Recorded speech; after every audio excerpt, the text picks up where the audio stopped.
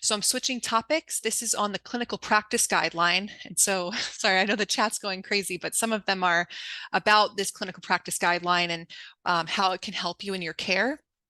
And so a few, you may have heard me speak at a previous foundation talk, but this is the work of many, many, many individuals that I just have the opportunity to speak on behalf of.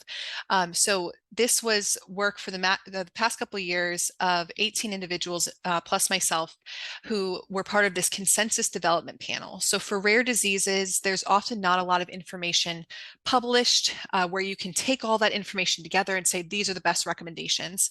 And so the next best step is when you have experts who are seeing patients and caring for this disease and managing it and can come together and tell you all of what they know to develop what we call consensus, or one set of answers for different topics. And so here are all the names of the people who were involved. This was a US-based consensus development panel, but this was an effort from the APBD Research Foundation and also the Association for Glycogen Storage Disease. And here is just a Zoom picture from our first meeting. This is only a few people because I can only fit some on the screen. But this was a series of meetings that went into developing this.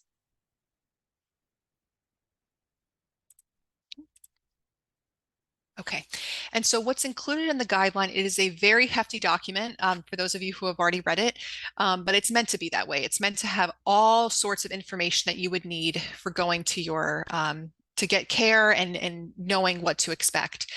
And so it starts off just talking about the history of the disorder, but also the diagnosis. So what goes into the diagnosis? Even from the patient stories earlier, you heard about genetic testing, enzyme testing, so actually testing the levels of the enzyme, and also histology, or taking a tissue biopsy and looking at the cell level, what's going on. So for some of the examples that were mentioned, that was how they were able to see the liver cirrhosis from a liver biopsy. It also goes into very specific topics for the medical management of GSD type 4, including APBD. So it talks about liver care, heart or cardiology, the considerations for organ transplantation. So I know that there was a message in the chat, but about liver and heart transplantation and when that would be indicated. Neurology, urology, any rehab, so physical therapy, occupational therapy, fatigue and physical activity, so considerations for those, psychology, just overall care coordination and support, genetic counseling and prenatal diagnosis and screening, so not just for the individual, but again, if someone is pregnant, what would go into that. Nutrition considerations and energy availability. And that I will say, I am a dietitian, and I'm aware it is probably one of the least helpful topics, just because there's not a lot of information known yet about the role of the diet in GSD type 4, including for APBD. But we do list out all of the information that is known and can be considered for nutrition in that section. Also medication and supplement considerations, and then any additional considerations like the role of a primary care practitioner, any wound care and risk of infections. We also list out resources for research, including the natural history study I mentioned, plus others, as well as other community resources.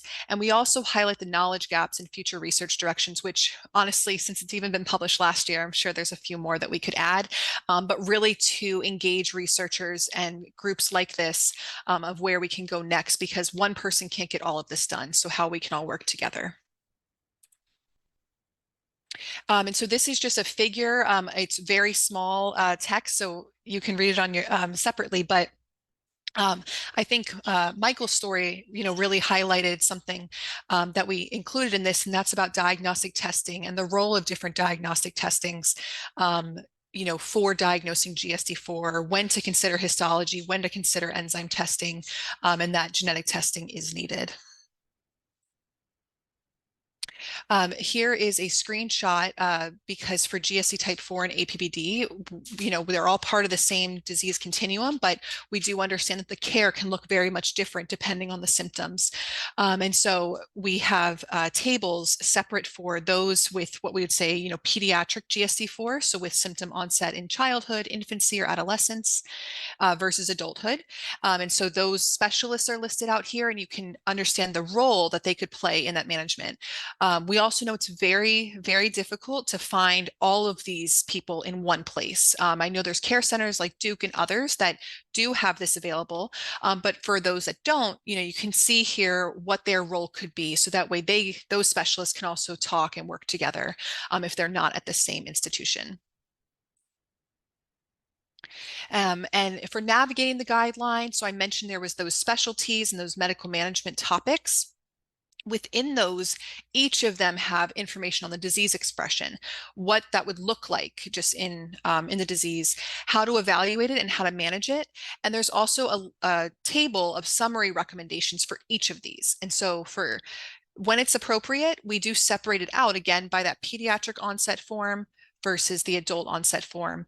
And so here's just an example for hepatology and liver management, the recommendations for those patients. And that does include, I think there was a question in the chat of the role of liver transplant. So that addresses this here as well. And then again for the adult onset form. And I believe that was it.